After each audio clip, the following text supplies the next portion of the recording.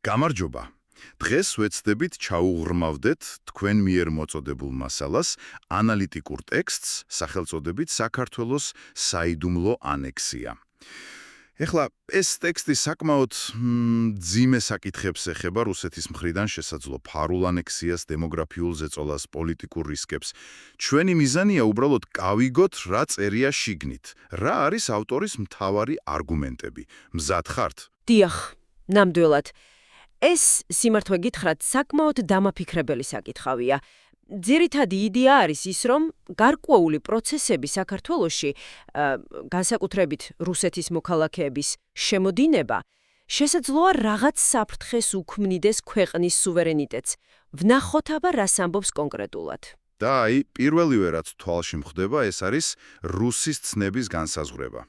ტექსტი ამბობს, რომ ეს არ არის უბრალოდ ეროვნება, არამედ უფრო იდეოლოგიური რაღაცაა, დაფუძნებული ველიკაე დერჟავას, ანუ დიდი სახელმწიფოს იდეაზე. ხო, წყაროს მიხედვით ეს არის ერთგვარი, ხელოვნური ერთობა, რომელსაც სხვადასხვა ხალხს შთანთქავს.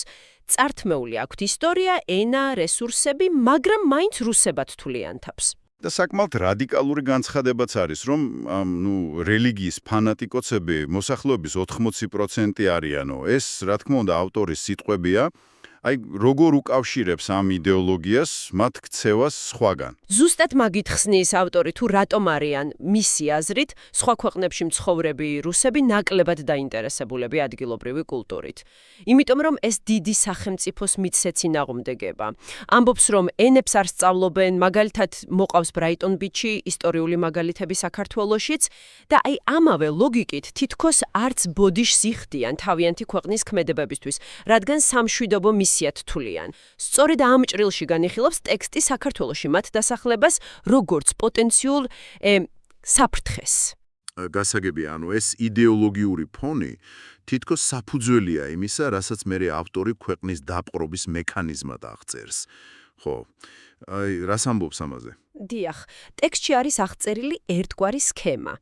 მტერი აყენებს მარიონეტულ მმართველობას, მერე ეს მმართველობა კანონებით უწყობს ხელს ტერიტორიების, ათვისებას, მერე ხდება დამპყრობელი ქვეყნის მოსახლეობის ჩასახლება, ადგილობრივების გაძევება და საინტერესოა, რომ ისტორიის მითვისებაც კი.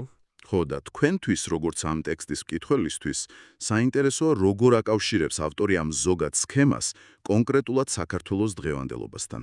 დიახ, ავტორი პირდაპირ ამტკიცებს, რომ საქართველოში არსებული კანონმდებლობა მისი აზრით ხელს უწყობს სწორედ ოკუპანტი ქვეყნის მოქალაქეების დასახლებას და პარალელურად ეკონომიკური პირობების გამო ქართველები გადიან ქვეყნიდან.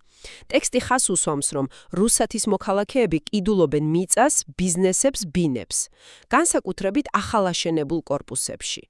და კითხვასაც სვამს, ვინ დგას ამ სამშენებლო კომპანიების უკანო, ხო? კი. და აქვეა ნახსენები ისევ ავტორის შეფასებით საკმაოდ საგანგაშო, ესე ვთქვათ, მოსაზრება, რომ საქართველოს გასარუსებლად თითქოს სულ რაღაც 1 მილიონი რუსი, ან თუნდაც 2 ოლიგარქი კმარა. მძიმე შეფასებაა. ამ ზოგადი სურათის ფონზე ტექსტი განსაკუთრებით აჭარას გამოყოფს. აქ უკვე კონკრეტულ სცენარზეა საუბარი. დიახ, აჭარაზე ამახვილებს ყურადღებას სცენარი ასეთია წყაროს მიხედვით. თუ აჭარაში 200,000 რუსი დასახლდა, რაც ავტორის თქმით კანონით შესაძლებელია, მოქალაქეობის მისაღებად მათ შეუძლიათ კრემლის დავალებით მოითხოვონ დამოუკიდებლობა. ჩაატარონ რეფერენდუმი, რომელსაც მერე რუსეთი რა თქმა უნდა მხარს დაუჭერს. ავტორი ამას უკავშირებს რუსეთის სურვილს შავ ზღვაზე ჰეგემონია მოიპოვოს, განსაკუთრებით უკრაინაში შესაძლო მარცხის ფონზე. და ამის დასამტკიცებლად რამე კონკრეტული მოჰყავს. კი, წყარო მიუთითებს YouTube ვიდეოებზე, ამბობს, რომ იქ რუსი ბლოგერები დეტალურად ხსნიან სხვებს, როგორ გადმოკვეთონ საზღვარი, დარეგისტრირდნენ, იყიდონ ქონება, გახდნენ მოქალაქეები და ავტორი აღნიშნავს, რომ ამ ვიდეოებშიც ჩანს ის ველიკაია დერჟავას მენტალიტეტი და სინანულის არქონა. აქ არის ის ცნობილი ირონიული ფრაზაც, ქართლის დედას ხმლის ნაცვლად თასი და ხაჩაპური უნდა ეჭიროსო. გასაგებია. და ბოლოს ავტორის პირადი პოზიცია დევს ტექსტში, ხო? ძალიან მკაფიოდ. კი, ძალიან პირდაპირ. და მნიშვნელოვანია ხაზი გაუსვათ, რომ ეს მისი პირადი მოსაზრებაა. ის თვლის, რომ არც ერთმა ქვეყანამ არ უნდა მიიღოს რუსეთის მოქალაქეები. თუ რეჟიმით უკმაყოფილონი არიან, პრობლემა რუსეთშივე უნდა მოაგვარონ, პუტინის რეჟიმი დაამხონ.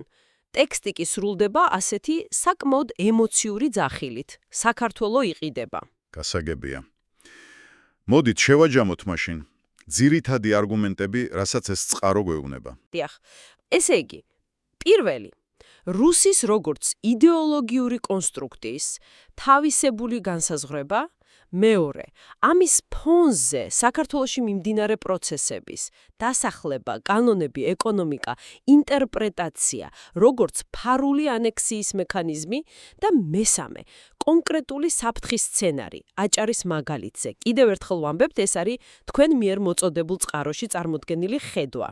დიახ, ეს მნიშვნელოვანია. და ბოლოს, ჩვენ როგორც ყოველთვის, გიტოვებთ ერთ საფიქრალ კითხვას. ეს კითხვა ამ ტექსტიდან გამომდინარეობს, მაგრამ პირდაპირ იქ არ წერია. თუ გავითვალისწინებთ წყაროში აღწერილ დინამიკას, აი ამ დასახლების სამართლებრივი ჩარჩოების ეროვნული იდენტობის საკითხებს, რა შეიძლება იყოს პოტენციური გრძელვადიანი შედეგები ნებისმიერი ქვეყნისთვის, რომელიც განიცდის მნიშვნელოვან დემოგრაფიულ ცვლილებებს, როცა შემოდის დიდი რაოდენობით მოსახლეობა, რომელსაც სრულიად განსხვავებული გეოპოლიტიკური წარსული და შესაძლოა დღის წესრიგიც აქვს.